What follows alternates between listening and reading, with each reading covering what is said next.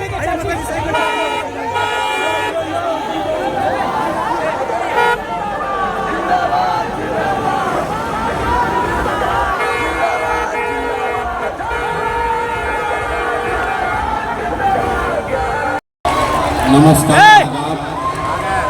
पहले सब लोग जिनको कुर्सी मिली हुई है कुर्सी पर बैठ जाइए। कुर्सी पर बैठिए भाई, बैठिए बैठिए। आपसे हाथ जोड़कर आग्रह कर रहे हैं, जिसको कुर्सी मिली हुई है वो कुर्सी पर बैठ जाइए। कुर्सी पर बैठिए, हाथ जोड़ रहे हैं, कुर्सी पर बैठिए, खड़ा मत होइए, बैठिए कुर्सी पर। कुर्सी पर बैठिए। जिसको कुर्सी नहीं मिला वो किनारे खड़ा होइए, बीच में खड़ा मत होइए भैया, इधर आ जाइए, बाहर आइए, बाहर आइए। आप सबका इस सभा में स्वागत है। इतनी गर्मी में बारिश के बीच से आप सब लोग समय निकालकर यहाँ आए हैं। आप मुझे मेरी बात कहने का अवसर दे रहे हैं, उसके लिए सबका तहे दिल से शुक्रिया अदा कर रहे हैं। आप मंच पर बैठे हुए हमारे जन सुराज के सभी सहयोगी, सभी वो साथीगण जिन्होंने जन सुराज की इस व्यवस्था को, इस अभियान को, इस प्रयास को बिहार में, पूर्णिया में, कटिहार में, सीमांचल में घर घर पहुंचाने में अपना कंधा लगाया है। आपको यहाँ आकर इस सभा का हिस्सा बनने में मदद की है। उन सभी साथियों का जो मंच पर बैठे हुए हैं उनका भी मैं अभिनंदन करता हूं, स्वागत करता हूं। मेरा ही नाम है प्रशांत किशोर, मेरा ही नाम है प्रशांत किशोर, और हम कोई नेता नहीं हैं।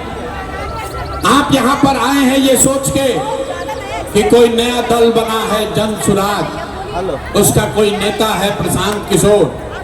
नेताजी आएंगे और कहेंगे कि सारे लोग स्कूल का बस्ता पर बटन दबाइए, हमको वोट दीजिए, तो हम लोग जीत कर आएंगे तो आपका काम करेंगे, सीमांचल का, कटिहार का, पूर्णिया का भला करेंगे, बिहार में विकास करेंगे। तो भैया ऐसा कोई बात यहाँ नहीं होने वाला है। हम ऐसा कोई बात नहीं कहेंगे। हम नाली गली नहीं बनवाते हैं, राशन कार्ड भी नहीं दिलवाते हैं, आपकी कोई मदद भी नहीं करेंगे। ये मछली बांटने का अभियान नहीं है, ये आपको मछली मारने सिखाने का अभियान है। हम वोट नहीं मांगते हैं। वोट काहे नहीं मांगते हैं? अरे भाई, वोट मांगने वाला तो हर साल 2 साल पर आपके यहाँ कोई न कोई आता ही है।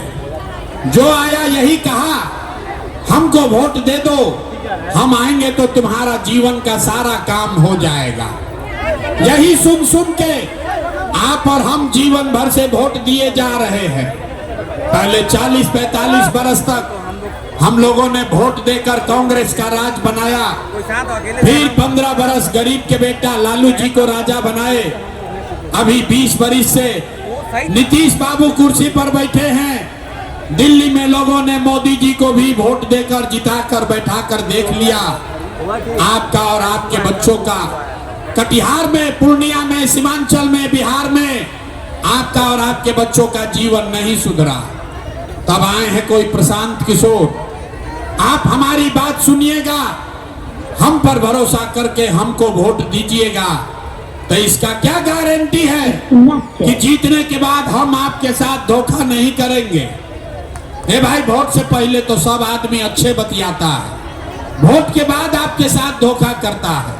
इसीलिए हम वोट नहीं मांगते। लेकिन अभी 15-20 मिनट में आपको एक रास्ता बताएंगे, गरीबी से निकलने का रास्ता। आप उस रास्ते को सीख लीजिए, तो फिर जिसको मन है उसको वोट दीजिए। ये पहला मंच है जहां से कोई आदमी खड़ा होके कह रहा है जिसको मन है उसको वोट दीजिए। लेकिन जो रास्ता अभी सिखाएंगे वैसे वोट दीजिएगा, तो और कुछ हो या न हो, आपके लिए, आपके बच्चों के लिए बढ़िया पढ़ाई और रोजगार का व्यवस्था आपके जिले में, पूर्णिया में, कटिहार में, सीमांचल में निश्चित तौर पर हो जाएगा।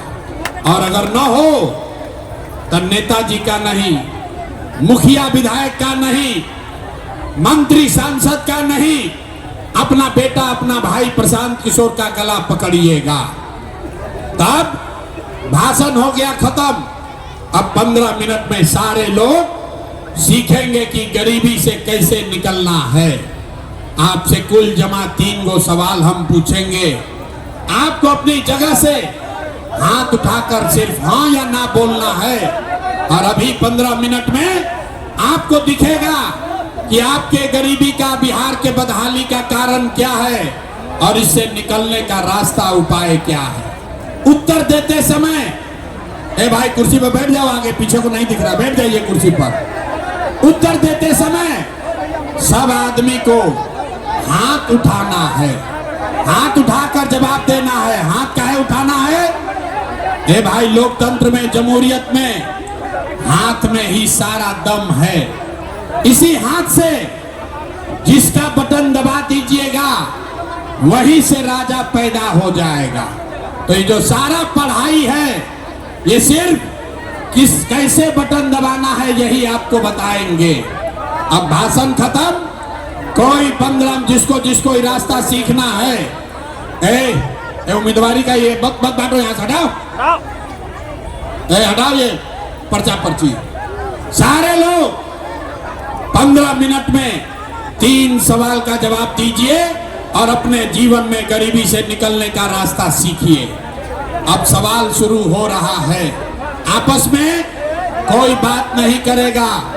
ये बिना पंखा मत हाँको, गर्मी लग रही है, लेकिन याद रखिए इसी गर्मी में आपका पति, आपका बेटा, आपका जवान लड़का, आपका भाई भतीजा, 50 लाख बिहार का लड़का किसी फैक्ट्री में अपना हड्डी गला रहा है, किसी सड़क पर अपना मेहनत कर रहा है, पेट काटता है कि घर 6,000 8,000 भेजेंगे तो हमारा बाल बच्चा खाएगा।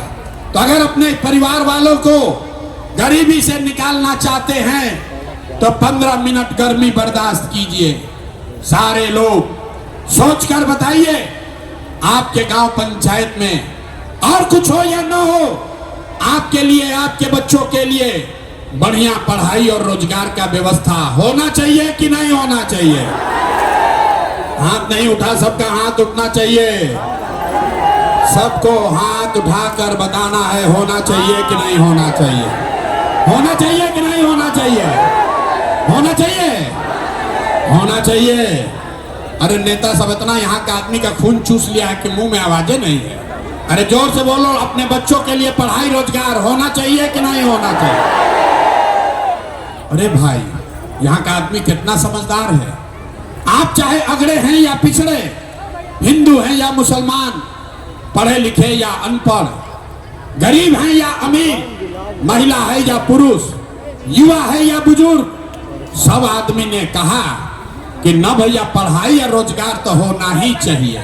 इतना समझ तो आप सबको पहले से है। किसी नेता, किसी प्रशांत किशोर का जरूरत नहीं है। आपको मालूम है अगर आपके बच्चे के लिए, आपके लिए बढ़िया पढ़ाई रोजगार हो जाए तो कोई मुखिया बने, कोई विधायक बने, लालू बने, नीतीश बने, मोदी बने, प्रशांत किशोर बने, अगर आपके लिए, आपके बच्चों के लिए पढ़ाई हो जाए, रोजगार हो जाए तो आपका जीवन सुधर जाएगा। ये बात आपको पहले से पता है। अब आप देखिए 1 मिनट में कि आपके बदहाली का कारण क्या है। सारे लोग एक बार जरा अपने अपने बच्चों का चेहरा याद कीजिए। सब आदमी अपने अपने बच्चों का चेहरा याद कर लीजिए और अपने बच्चों के नाम पर ईमानदारी से बताइए, आप में से किसने जीवन में एक बार भी अपने बच्चों के पढ़ाई रोजगार के लिए वोट दिया है? देखिए अपने अपने इलाके के लोगों का दशा देखिए। चुप, लग रहा है कि करंट मार दिया। अभी कितना जोर से बोले हो रे भाई, हे भैया पढ़ाई या रोजगार होना चाहिए। अभी माइक दे दे, आधा आधा घंटा आदमी खड़ा होकर भाषण देगा। कोई लालू को दोष देगा, कोई नीतीश को, कोई मुखिया को, कोई मोदी को, कोई कांग्रेस को। अरे भाई, आपने तो अपने बच्चों की चिंता ही नहीं की, अपने बच्चों के लिए वोट नहीं दिया तो दूसरे को दोष क्यों देते हो? नहीं है तो बॉक्स नहीं है। अब कोई खड़ा होके कहेगा ए भैया इसका क्या गारंटी है कि हम लोग अपना बच्चा के लिए पढ़ाई रोजगार के लिए वोट देंगे तब मिलेगा। किस नेता को हम लोग वोट दे? हम लोग तो सबको वोट दे के देख लिए, आज तक कुछ भी नहीं मिला। तो इसका क्या गारंटी है कि अपने बच्चों के लिए वोट देंगे तो हम लोग को पढ़ाई रोजगार मिलेगा? बिल्कुल इसका गारंटी है, हमसे लिख कर लीजिए।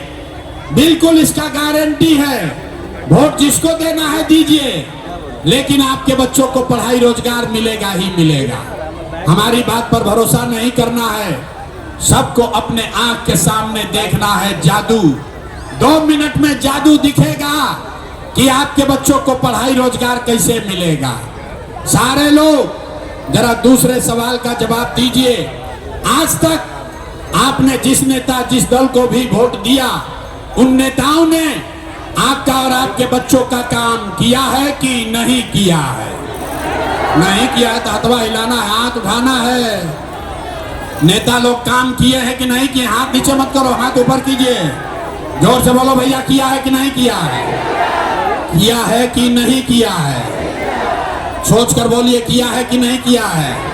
नेता लोग आप लोग का काम किया है कि नहीं किया है? नहीं किया है, नहीं किया है ना? अब पलटना मत। अभी ये सब लोग देख लिया भैया, जितना लोग यहाँ आए हैं सब ने कहा कि भैया जिस दल को जिस नेता को वोट दिए आज तक हम लोग का कोई काम नहीं किया। तो अब आप हमारा जादू देखिए।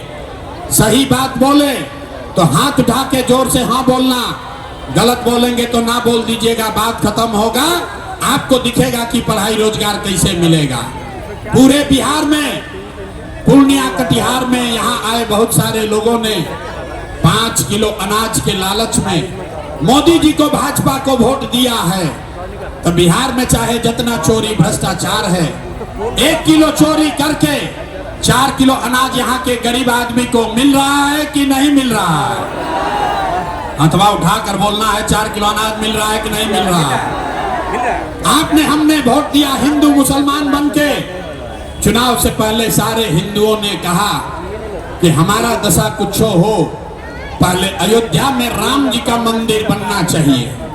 तो आपके गांव में नाली गली नहीं बना, स्कूल अस्पताल नहीं हुआ, आपके जिले में फैक्ट्री नहीं लगी, आपके बच्चे को रोजगार नहीं मिला, लेकिन आपके वोट से अयोध्या में राम जी का मंदिर बना है कि नहीं बना है?